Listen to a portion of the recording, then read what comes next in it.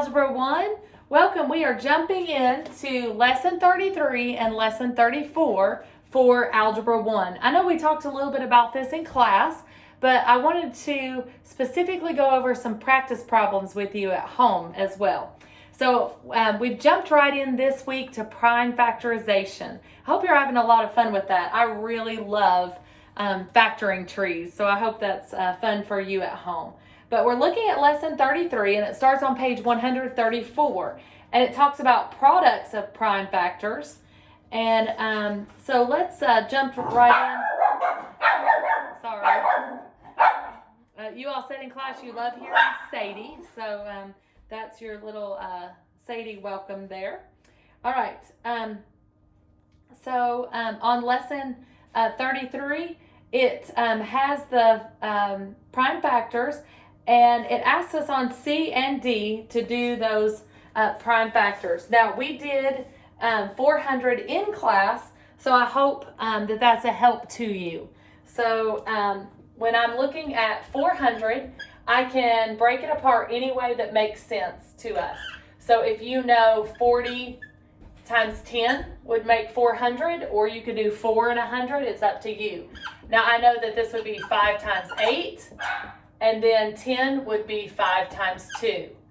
5 is prime, 8 is 4 times 2, bring down my 5, bring down my 2, and then 4 is the only one out of all of those that's not prime, so break it apart, 2 and 2, everything else gets to come down. So that is the prime factorization of 400. So let's rewrite it. So 400 equals 1, 2, 3, 4 2s. So I'm going to write the base is 2 to the 4th power times I've got 2 5s. So 5 squared. So be careful with that. Now you can grab your calculator and plug that in and ensure that it's 400. One neat way to always check your work is at each level it should equal 400. So that's a fun way to check it and make sure if you ever come across a mistake, you can go back level by level to make sure where you missed that at. All right, so let's take a look at practice B. It says if the sum of a number and 6 is multiplied by 2. All right, so let's break that down just a moment. Now I went out of order, so this was letter D in our practice problems, and we're going back to practice B. All right, so again, this is lesson 33, and we're looking at practice letter B right now. I'm on page 136. So it says if the sum, so I know that sum is addition. So it says if the sum of a number and 6. So the sum of a number and 6, so x plus 6, is multiplied by 2. So since that whole thing is multiplied by 2, I'm going to put 2 in front, or you can put 2 at the end. It doesn't matter. But it said the sum of that is multiplied 2. The result is equals, the result is 10 greater than the number. The result is 10 greater than the number. So the number plus 10. All right. Check your answer. All right. So the result is 10 greater than the number. All right. So now let's work it out. I'm going to distribute the 2. So I end up with 2x plus 12 equals x plus 10. All right, so I'm going to subtract x or 1x. It means the same thing. So I'm going to subtract it. I have 2x minus 1x is 1x, or just x. I'm going to subtract 12, and I end up with 1x equals negative 2. So negative 2 plus 10 would make 8, and then negative 2 plus 6 is 4. 4 times 2 is 8 as well. So we checked it and it was correct. So good job. So x equals negative 2.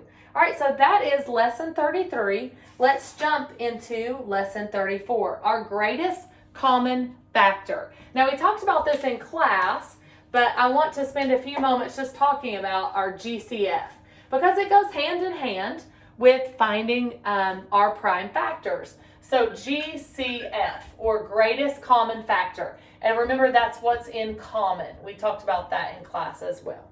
All right, so your book tells you about the definition there on page 138 of GCF. All right, so let's take a look at our practice problems. Let's find our GCF, and that is on page 139. Now, it says find the greatest common factor. Now, later we're going to do problems where we actually have to factor out the greatest common factor. So right now it's just saying find it, all right? But eventually we'll have to factor out, and that means take out the GCF and then show what's left. All right, so letter A. Letter A says 6x squared y cubed m minus 14xy to the 5th m squared plus 24x to the 10th y to the 6th m to the 4th. Woo, my friends, that was pretty long, wasn't it? And a lot of exponents. So don't let it overwhelm you. The first thing we're going to do is look at our numbers. So the factors of 6 are 2 and 3. 14 is 2 and 7, and then 24 would be, let's see, we'll put 6 and 4. You could do 8 and 3, you could do 2 and 12, but it's still going to turn out the same. 2 times 3, and then 2 times 2. So looking at all of our factors, the only number that's in common is 1, 2. This has a 3 and a 3, but there's no 3 in common here. This has a 7, nothing else has a 7. This has multiple 2's, but nothing else has more than 1, 2. So my GCF, the only numeral that is in common is 2, but I'm not done because I have to do variables as well. Now let's start in order. They've written this out of order. I've got x squared, y, and m. I've got one m here, but squared and to the 4th. So even though there's 4 down here, the only one that's in common is 1m. All right, then I've got x squared, 1x, and x to the 10th. It still only leaves me 1x that would be in common. Now, let's look at y. I've got y cubed, y to the 5th, and y to the 6th. Now, even though I've got 3, 5, and 6, the most y's that they would share is y to the 3rd. Now, don't let that confuse you. It's just how many are the most they'll share. If I have y to the 3rd, y to the 5th, and y to the 6th, I can write them out. Y, y, y. This sounds funny, all the y's, right? So I've got 5 here, and then 1, 2, 3, 4, 5, wahoo, 6 y's. That's a lot of y's, isn't it? So the most y's that they share are 1, 2, 3. So that's why I write y cubed. All the other ones only had 1 potential in common. So this is my GCF. The book only asks me what is my GCF. In later lessons, we'll actually take that GCF out of each one and we'll show parentheses for what's left. So that's why it's so important that we know how to find our GCF. All right, that was letter A. Let's do letter C.